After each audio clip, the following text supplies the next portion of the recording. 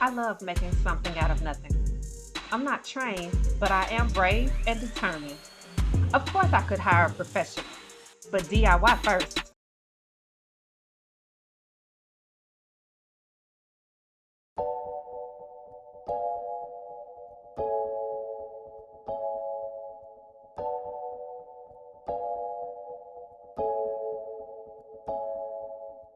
Hey y'all, welcome back to my channel. Welcome to episode 6 of my DIY kitchen makeover. So the main focus of this episode is the countertop.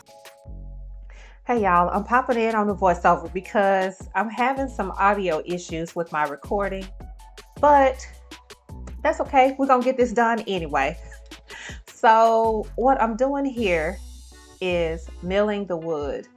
I decided to do a wood countertop because it was the most financially economical.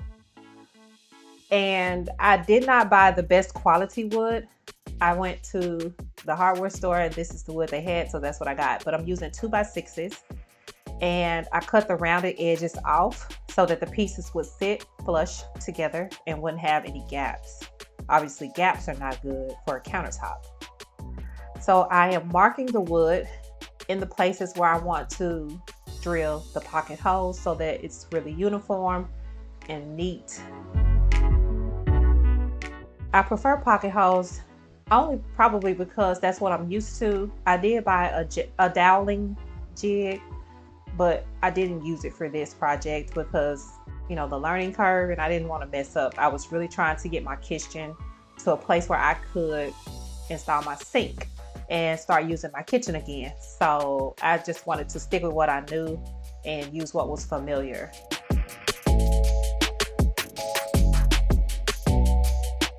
So this is a big glue up. This is probably the biggest glue up that I've done before. So I use a lot of glue and I was gonna try to use it on this makeshift tabletop with these clamps here that I have. These are the biggest clamps I have. I actually bought these two really big ones for this project specifically. But what I was noticing is that the wood was bowing. It was getting pressure on one direction and not the other. And so it was starting to kind of fold up. So I decided to move it to the floor where I could use my body weight to get it as straight as possible and then clamp it. And I actually left it there for it to dry the whole time, which was not really good. And I'll show you why in just a minute.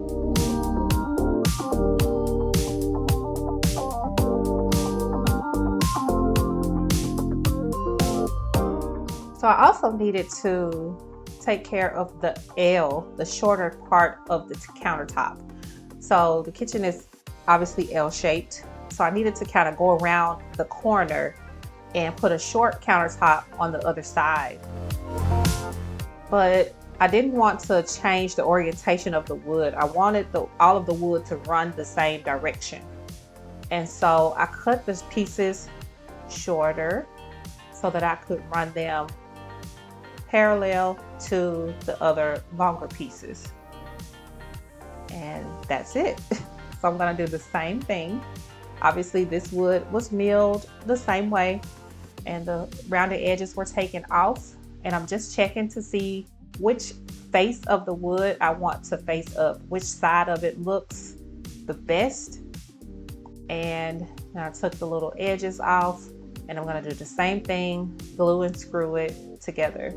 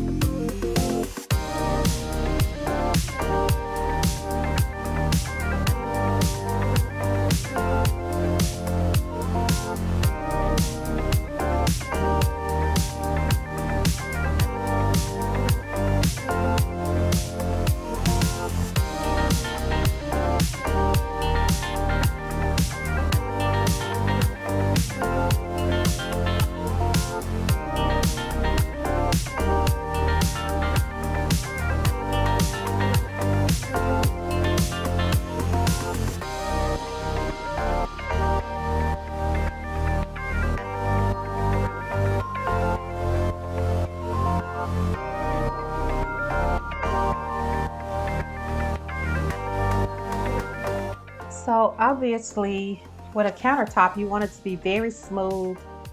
You don't want a lot of ridges and splinters and things like that.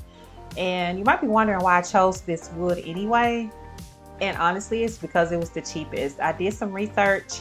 I could have bought a pre-made butcher block. I could have used stone. I could have used laminate, but none of those were as cheap as this wood at the time. So that's why I picked to use a wood countertop. Plus, I mean, I just like the look of wood, and it wasn't that expensive. I felt like I could, you know, kind of protect it so that it wasn't, you know, damaged a lot. And I mean, if it gets really messed up, I could just replace it. But this is one of the downsides of gluing this piece upside down. The glue squeeze out just went to the top of the countertop. And I don't have a chisel. So it was kind of hard. I'm kind of using a scraper or like a putty knife to try to get it off. I'm sanding, and it took a lot of extra sanding to try to get all of this glue off and then try to smooth everything back out. I also don't have a planer. I mean, there are lots of tools that would have made this a lot easier that I don't have. So I just worked with what I have and did the best I could.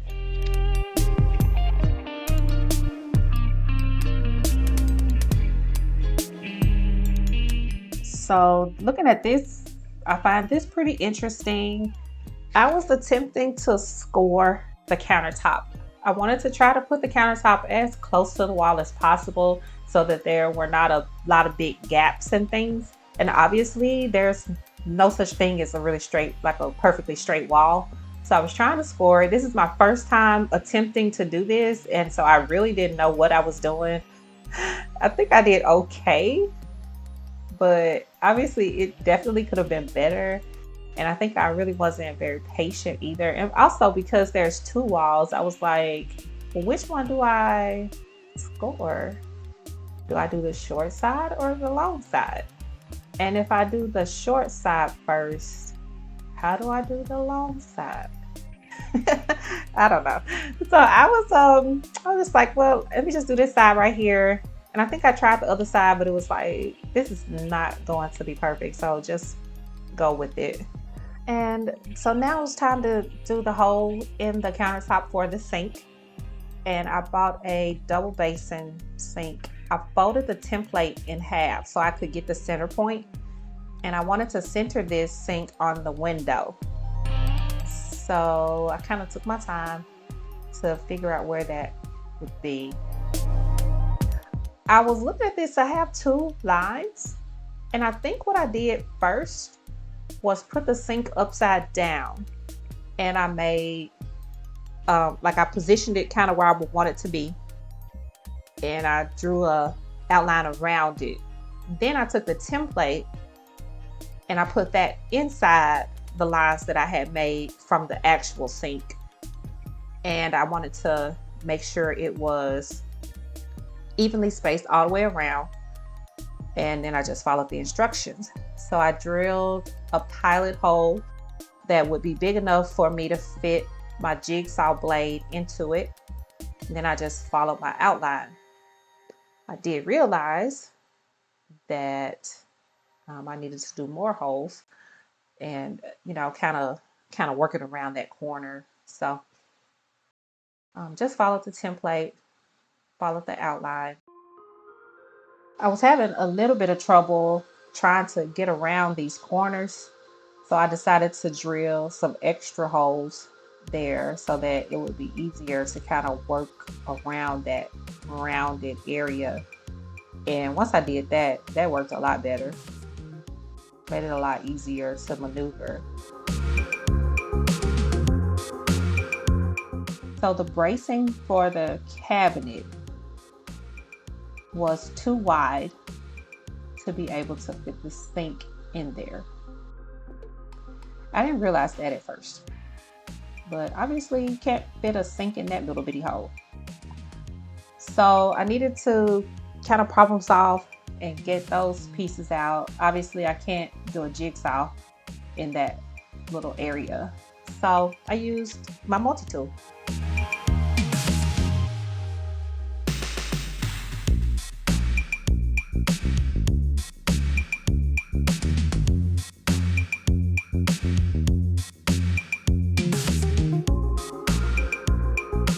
So back out at the garage, I decided to try to clean up that back area. It was kind of hard to get to in the house because it was kind of close to the wall, but so I had to clean that up a little bit and kind of sand the inside, clean up the edges a little bit so that it's not all splintery, kind of make it look as good as possible with this construction grade wood.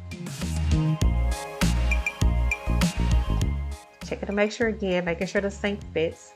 And now I'm trying to get myself set up to be able to prep for stain.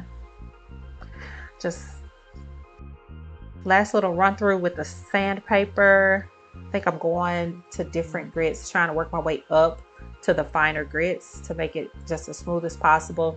And it did turn out really smooth, like using a tack cloth, I think, or some kind of rag just to get the dust off. And now we're going to condition the wood. So I always use a pre-stain because without it, it looks really splotchy. So I always do this conditioner to get the wood ready to accept the stain, try to get the best finish as possible.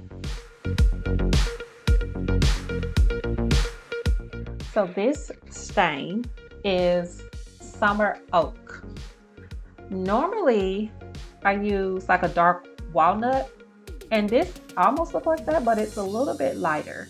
And I did want something a little bit lighter. I didn't want to go too dark because I'm trying to actually lighten up the kitchen, but I thought this color would be a nice contrast. And I also compared it to the floor. So this color is kind of in the floor. The floor looks really white, but it has some hints of gray and brown in it. And I thought that this same color was a really good one to bring out the brown color in the floor.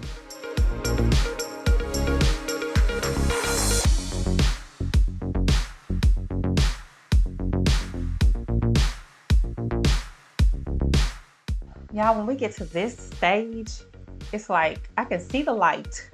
Look at my nice little cabinets there. I'm so proud of me. Anyway, I decided to go ahead and paint the walls. So this color is Livable Green by Sherwin-Williams. It's a really light green color. I don't know if I'm going to keep this or not. I'm trying to decide if I want to try to do some type of tile backsplash or something like that. That'll be a new thing that I haven't done before. So I'm a little intimidated, but I know I can do it if I take my time and, you know, do my research. But anyway, we're gonna paint these walls right now. So I'm using a satin finish. I'm thinking, yes, satin finish, because I mean, obviously it's a kitchen. There's going to be splashes and there's water. So this will protect the wall and it's easily cleanable. I don't know why I can't talk today. Anyway, so the Livable Green, I picked that color because that's the same color I used when I painted my little dining nook area. So I just carried that color over. I'm trying to decide if I like it with the floor and the countertop, and I guess I better make a decision soon. But anyway, just painted the walls. It's a really nice light green color, kind of sagey. So that's what I did, painted all the walls. And there's still a hole in the wall because I hadn't done my laundry room yet, and there was actually a water pipe coming through the wall. So I'll patch that up in phase 2.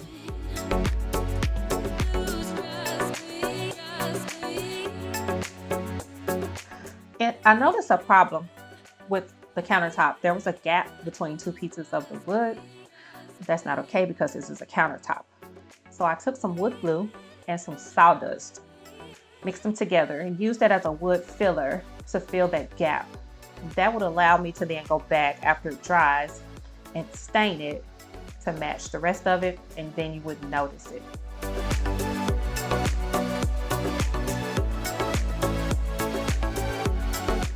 So I don't know if y'all caught in the last episode when I said that I was indecisive about this cabinet that's going to go around the refrigerator. I made it once, then I took it apart and I cut it down shorter, and now I'm making it a third time. But this is the one I like the best, so I'm going to keep this one. But now this is just me. I recut the side panels so that they are one piece, and this is just one cabinet now instead of two pieces. And I told y'all that when I installed the floor, that one of the things I had to do was to go in and put caulk in between the wall and the floor so that there is, I guess, expansion gap, but also like water repellent or whatever. Like, it has to be waterproofed. So when I tell y'all, this stuff really holds. I mean, this stuff holds. I mean, I did not wait for it to dry before I put stuff in place, because I kind of used that as sort of like an adhesive.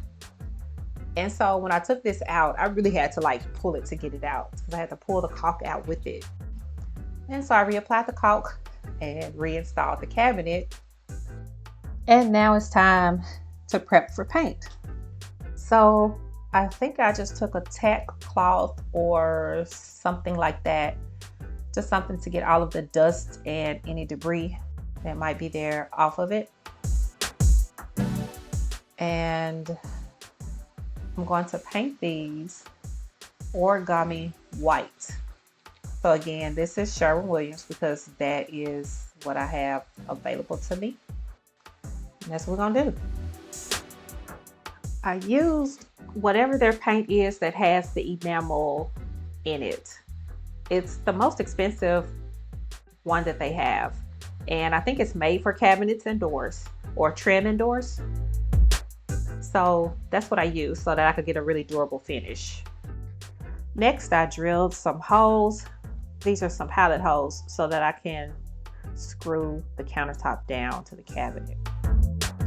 And I was debating on whether I should even show you this stuff here. And maybe I will and maybe I won't. This is where we're getting into the lost footage now. I have just some little scraps of my process of building a pantry and appliance garage. And honestly, it's just kind of a repeat of things you've seen me do before. I built 2 lower cabinets and 2 upper cabinets. And I refinished the buffet that was already in the kitchen. And I made a pantry and appliance garage out of that. Most of that footage is no longer with us. So rest in peace, footage. We're gonna move on anyway. But yeah, I really have very little of that footage left. And I can show you the finished product, but it's not finished yet. So I guess what I'm saying is I'll catch y'all next time, and we will move on to the next phase to finish this kitchen, hopefully before Thanksgiving. All right, y'all, stay safe, and I will see y'all in a couple of weeks. Bye.